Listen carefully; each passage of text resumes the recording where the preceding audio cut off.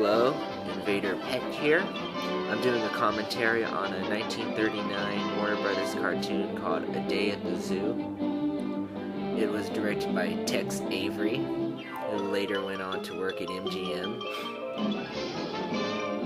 And this is one of, I guess you could call this a travelogue cartoon.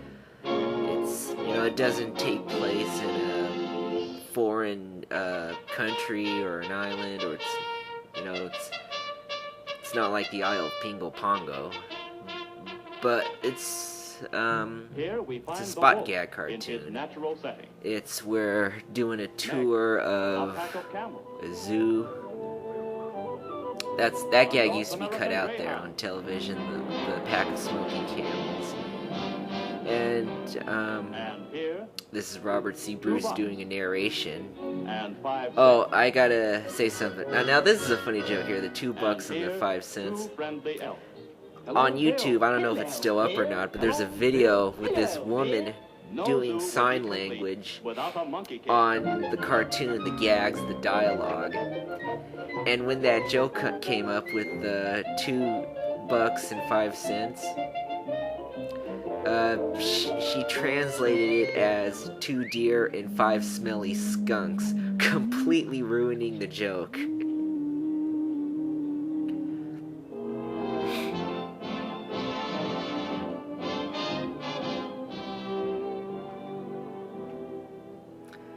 This is a funny joke. Tex Avery used this in another cartoon, but I don't remember the title. But in that cartoon, it was like some hiker in the woods trying to feed a bear. And the bear does exactly what the monkey does here. And notice the animation flaw there. The monkey's arms go through the bars. That sure doesn't look like a groundhog. It looks more like a cross between a ferret and a weasel. Over here, we find... And here we have a very early version of Elmer Fudd. It's dangerous. Now, there was another character around during the late 30s called Egghead.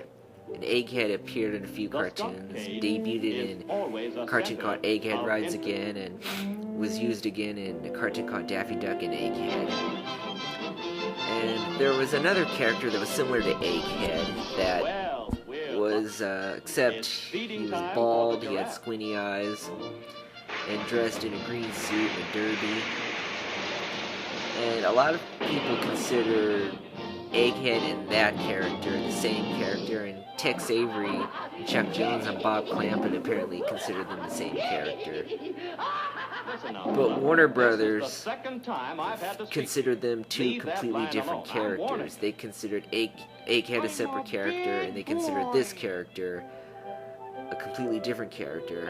Michael Barrier, an animation historian, posted a documentary, or not a documentary, but a document of publicity from Warner Brothers for the cartoon Cinderella Meets Fella, and he referred to the character in that cartoon as Egghead's brother. And the character that they referred to as Egghead's brother they called him Elmer. And that name appeared on a lobby card for the Isle of Pingo Pongo. The name was used on merchandise. And there's the cartoon Aladdin. No, not Aladdin Baghdad. A Feud There Was, where the character in that cartoon is actually called Elmer Fudd, or rather Elmer Fudd Peacemaker.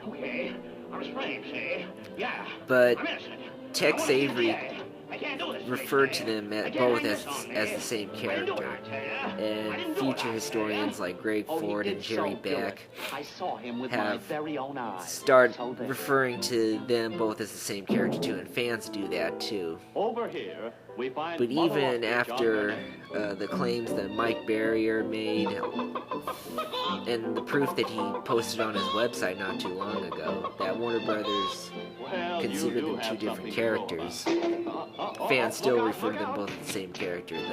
The character in this cartoon who appeared as usually as a running gag in other shorts like Believe It or Else or Amateur Night, they still refer to that character as Egghead. That kind of reminds me of Charlie Chaplin there, the way Elmer's walking around on his heels, kind of. I'm a bad boy. And that phrase, "I'm a bad boy," is a spoof of Lou Costello from Abbott Costello. Hello, Express Company. This is another joke that was completely ruined in that one sign language video where the elephant says, "Those guys have had my trunk for a week." You know, he's calling an airport or something. And they still have his trunk. In the sign language video, the woman translated the joke simply as, "Hey, that elephant's missing his trunk." Here we have two very superstitious lines that bread and butter is a reference to something the two people would say if an object came between them. They both say bread and butter. Mr. Buttonhook used to thrill thousands at the circus by putting his head in a lion's mouth.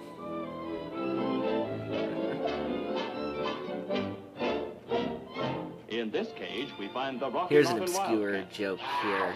This wildcat is mad because they called his name out at bank night and he wasn't there. That was Just what made you sort of wild? like lottery, kind of, where, you know, there would be this group of people and they would call out a person's name, and they would win money or prizes or something, but the person had to be there in order to claim their prize. Well, That I guess that little wildcat fella missed out on finally a took my advice and went home. truckload of money, apparently. This title card that you see at the end, it just says "The End" instead of "That's all, folks." Other cartoons such as The Bashful Buzzard have this title too. I don't think it was used originally on the cartoons. I think it was slapped on when the cartoons were reissued.